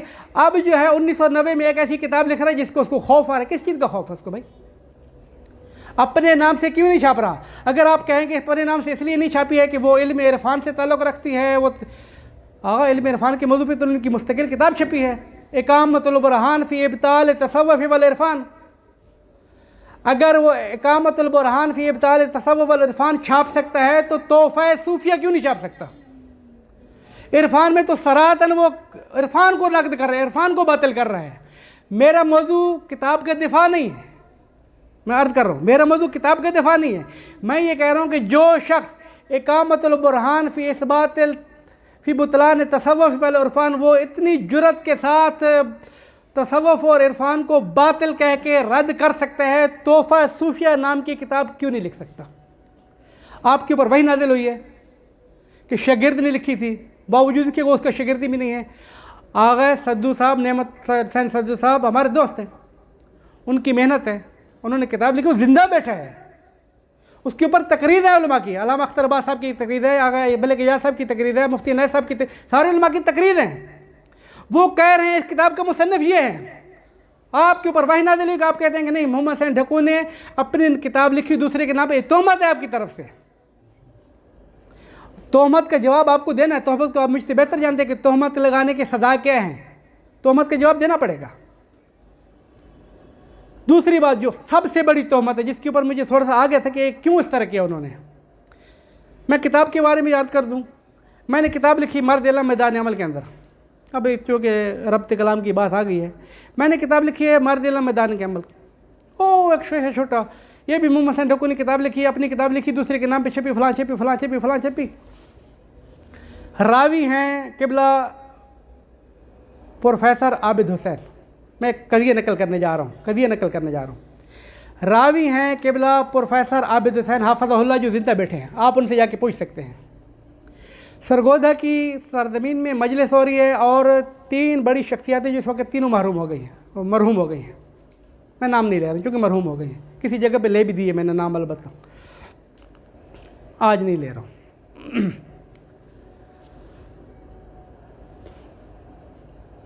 طاہر عباس نام کا آدمی وجود خارجی نہیں ہے. ایک بہت بڑی شخصیت، قدور، ایک مدرسے کی پرنسپل. طاہر عباس نام کا وجود خارجی نہیں ہے.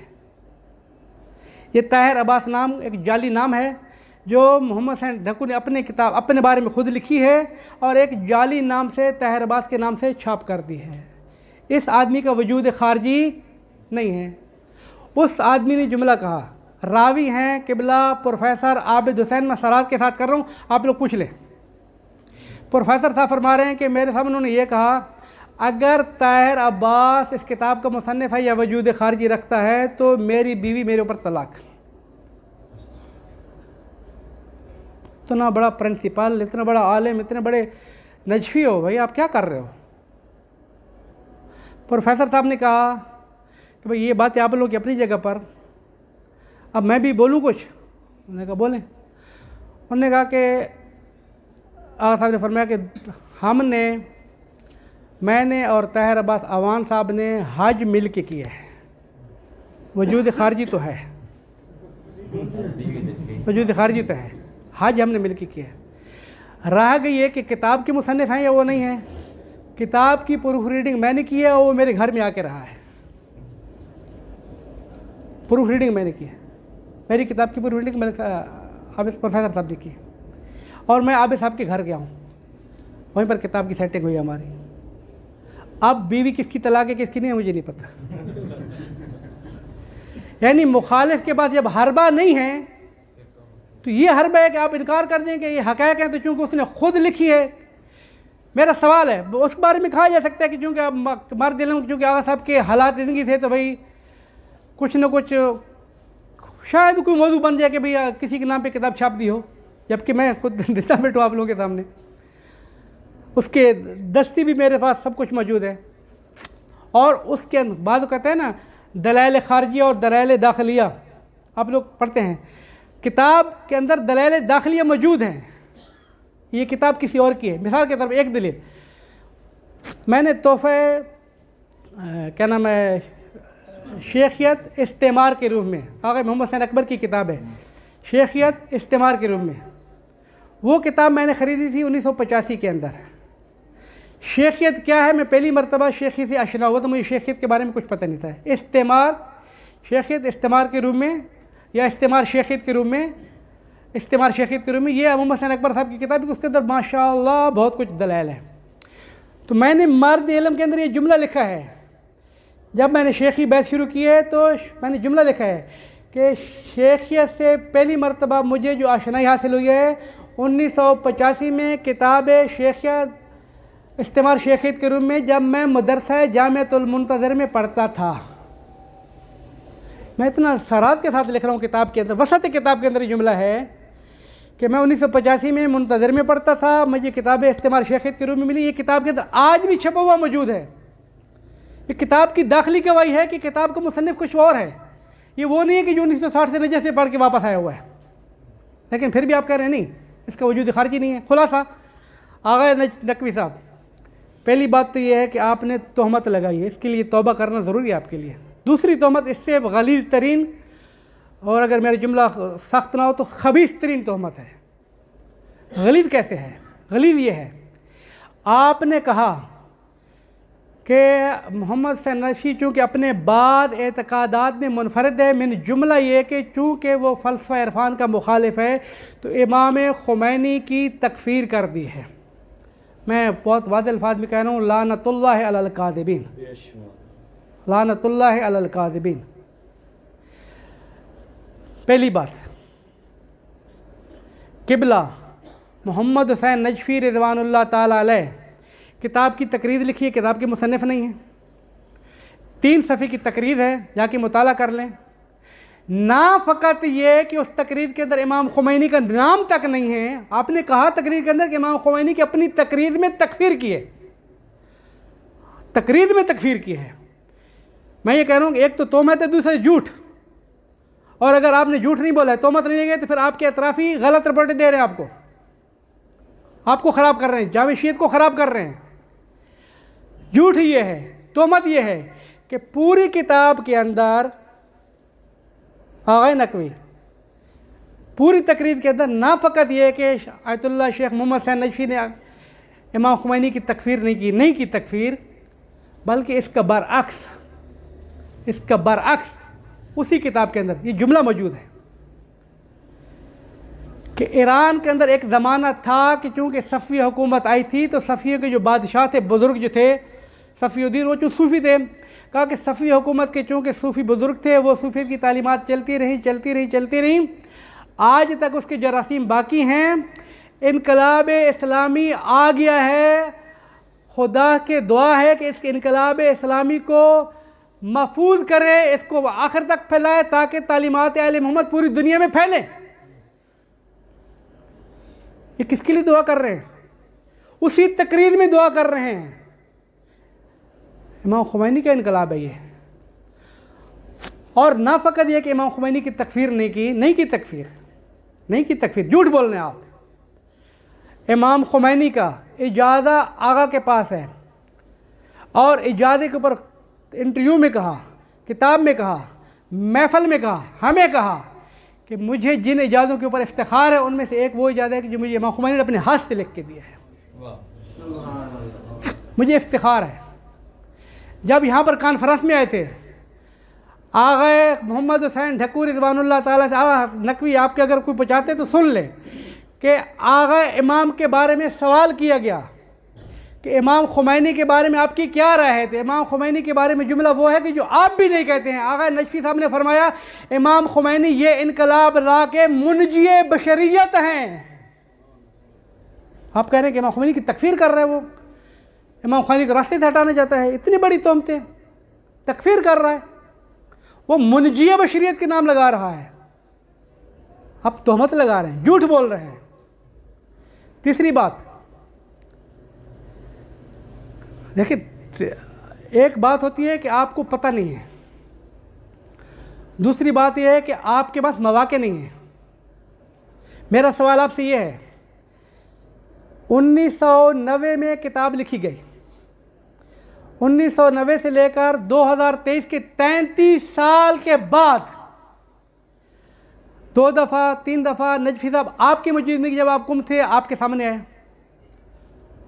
آپ تو کہتے نہیں بزرگ ہیں، ہم ان کے ساتھ کیا محفل کریں گے، کیا سوال پوچھیں گے.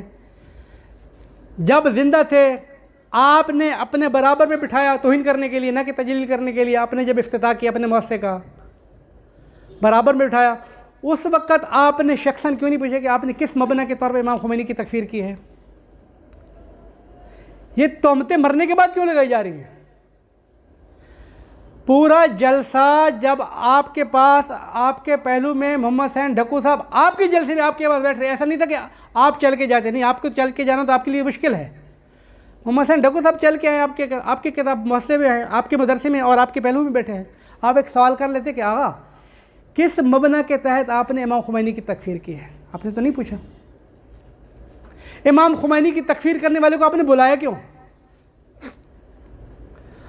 اور میں محمد حسین ڈھکو صاحب کا مبنی بتا جا رہا ہوں، آپ بھی سن لیں، آپ کے حواری بھی سن لیں اور تمام ڈھکوانی بھی سن لیں. بہت اہم مبنی ہے، بہت اہم مبنی ہے. قبلہ ڈھکو صاحب کے مبنی سمجھیں آپ لوگ. قبلہ ڈھکو صاحب اصول شریعہ کے اندر آپ بحث پڑھیں گے تو شرک و کفر و فلاں فلاں کی ایسے اعتقاد رکھنے سے انسان مشرک ہو جاتا ہے، ایسے انسان ساری بحثیں موجود ہیں.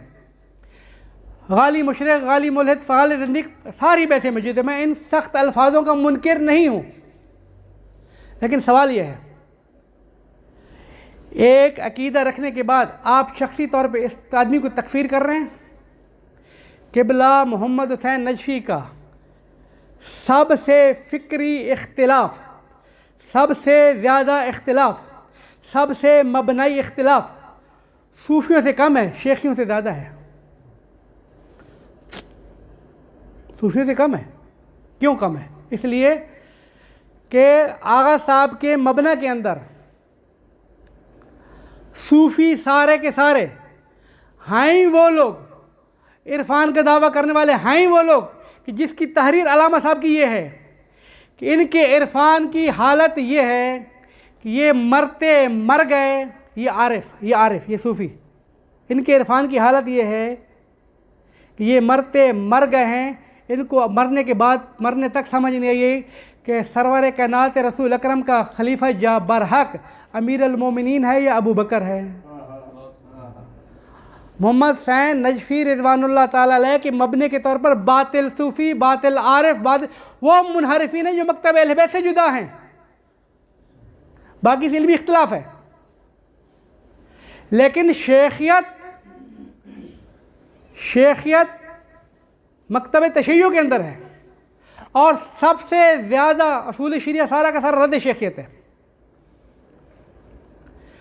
صفدر ڈوگر نے سوال کیا ہے، میں آغا کا مکتب بتانے جا رہا ہوں، آغا کا مبنی بتانے جا رہا ہوں، سن لے سارے کے سارے. آغا صاحب نے پوچھا سوال کے اندر کہ آیا شیخ احمد عیسائی کافر ہے؟ شیخ احمد عیسائی کافر ہے؟ تو آغا نے کہا جملہ یہ ہے کہ شیخ احمد عیسائی کی تکفیر بہت سارے علماء نے کی ہے، اس کے معاصرین نے بھی کی ہے، موجود علماء نے بھی بعد نے کی ہے، لیکن میں ذاتاً اتنی کتابیں لکھنے کے بعد شیخ احمد عیسائی 200 سال پہلے مر گیا ہے، اس کے بارے میں نظر دینا تو کوئی مشکل نہیں تھا نا. لیکن ڈنکی کی چوٹ پہ نظر کیا دے رہے ہیں؟ احتیاطاً میں شیخ احمد، جبکہ ہمارے فقہاء کی تکفیر ثابت ہے، ہمارے کئی علماء نے کفر کا فتویٰ لگایا ہے شیخ احمد عیسائی کے اوپر، اللہ ماشاءاللہ 60 سے زیادہ مراجع ہیں. اس وقت تو فقط فتویٰ تکفیر دینا بھی آسان تھا، لیکن آغا رشید صاحب فرماتے ہیں کہ احتیاطاً میں شخصاً شیخ احمد عیسائی اور اس کے کسی بھی پیروکار کو کافر قرار نہیں دیتا. جو آدمی شیخ احمد عیسائی جیسے شخص کو کافر قرار نہیں دے رہا ہے، جس کے ساتھ تمام تر ان کا اختلاف موجود ہے، اور شیخ احمد عیسائی کی تکفیر کے اوپر مراجع کے فتاوے موجود ہیں، مراجع کی کتابیں موجود ہیں، وہ شخص امام خمینی کی تکفیر کرے گا جس کے ایجادی کے اوپر آغا افتخار کر رہے ہیں، جس کو منجی بشریت کہہ رہے ہیں، جن کے انقلاب کو انقلاب اسلام کہہ رہے ہیں، اور کہتے ہیں کہ میں نے اسلام آباد کے اندر انٹرویو دیا اور میں نے کہا ہے، مجھ سے کسی نے سوال کیا تھا کہ آیا انقلاب ایران اسلامی انقلاب ہے، تو آقا نے فرمایا کہ میں نے اس وقت اسلام آباد میں بھی کہا کہ اگر انقلاب ایران اسلامی نہیں ہے تو کائنات کے اندر اسلام ہے ہی نہیں۔ اتنا مدافع اسلام، اتنا مدافع خمینی، آپ کہہ رہے ہیں کہ اس نے تکفیر کی ہے۔ بہرحال سید بزرگ اور یہ آپ نے تہمت لگائی، اس کی توبہ کریں۔ تیسری بات، آپ نے جو جھوٹ بولے ہیں نا، میں تھوڑے سے جھوٹوں کی طرف جا رہا ہوں، پھر بعد میں اگر موقع ملا تو دوسری باتیں کریں گے، لیکن ملکر بہت ختم ہو گئی۔ آپ نے دعویٰ کیا ہے اور تہمت لگائی ہے، اور یہ بھی بہت بڑی تہمت ہے کہ محمد حسین ڈھکو کا ایک مبنی یہ ہے کہ وہ ایسے علماء میں سے ایک عالم ہے کہ جو فقط اور فقط عبادات معاملات انفرادی کا فقیہ ہے، وہ اجتماع کا، جامعہ کا، اس قسم کا نہیں ہے۔ یعنی کیا؟ دوسرے الفاظ میں محمد حسین ڈھکو کے بارے میں انہوں نے جو جملہ کہا ہے وہ یہ ہے کہ مفاتیح الجنان کو لے کے بیٹھ جاؤ گھروں کے اندر، روتے رہو، پیٹتے رہو، آپ کا سیاست سے کوئی تعلق نہیں ہے، آپ کا جامعہ سے کوئی تعلق نہیں ہے، آپ جامعہ والے۔ محمد حسین ڈھکو ان علماء میں سے ایک ہے کہ جن کا جامعہ سے کوئی تعلق نہیں۔ آغا سید، یہ آپ کی جھوٹ بھی ہے، آپ کی تہمت بھی ہے۔ جھوٹ اس لیے ہے، محمد حسین ڈھکو واحد خطیب ہے سرزمین بر صغیر کا، واحد خطیب ہے خصوصی طور پر پاکستان کا، جس نے اشرے پڑھے ہیں کہ قومیں اور حکومتیں اور ملتیں کس طریقے سے زوال پذیر ہوتی ہیں، کس طریقے سے نابود ہوتی ہیں، کس طریقے سے عروج پر جاتی ہیں، اور قوموں کی ہلاکت ہے، مرکز سے جدائی۔ آغا صاحب کا ممبر کے اوپر درد تھا، تحریک جعفریہ کے بانیوں میں سے ایک ہیں، تحریک کی خاطر لڑے۔ آغا صاحب کا سارا زور تھا کہ کسی طریقے سے ہماری شیعت کی کچھ افراد پہنچ جائے حکومت کے اندر، تاکہ حکومت کی طرف سے قوم کے نمائندگان ہوں، جو حکومت میں افراد پہنچانا چاہتا ہے، جو قوموں کی ہلاکت، مرکز سے جدائی کرنا چاہتا ہے، جو تحریک فقہ جعفریہ کے اول بانیوں میں سے پہلے قائد کے ساتھ بھی، دوسرے قائد کے ساتھ بھی، تیسرے قائد کے ساتھ، سب قائدوں کے ساتھ رہا ہے۔ ملتوں کو ایک جگہ جمع کرنا، اور جس کی تقریر کا لب لباب ہر جگہ پر یہ ہو، مسلمانوں کی، شیعوں کی نابودی کا سبب یہ ہے کہ پوری امت، مسلمان بالخصوص اور پوری امت منہاج نبوت اور امامت سے جدا ہو گئی ہے۔ اگر منہاج نبوت پر دوبارہ واپس آ جائیں، کوئی قوم ملت مسلمہ کو شکست نہیں دے سکتی۔ منہاج نبوت اور امامت آیا، یہ تعلیمات انفرادی ہیں یا اجتماعی ہیں؟ تحریک اجتماعی ہے یا انفراد ہے؟ قوموں کی ہلاکت ہے، مرکز سے جدائی، ان کے اب کیوں تہمتیں لگا رہے ہیں کہ بھائی وہ ان علماء میں، یعنی آپ یہ چاہتے ہیں کہ قوم آپ کے کہنے سے متنفر ہونے والی نہیں ہے، لیکن اتنا پتہ چل جائے کہ آج اتنا پتہ چل گیا کہ یا آپ عمدن، معذرت کے ساتھ سید اگر میری آپ بات سن لیں تو، آپ یا عمدن جھوٹ بولتے ہیں، یا خیانت کرتے ہیں، یا تہمت لگاتے ہیں، یا آپ کے اطرافی غلط رپورٹیں دیتے ہیں، لیکن یہ تہمت ہیں، اس کی توبہ آپ کر لیں۔ صلی اللہ علیہ محمد وآلہ الطاہرین۔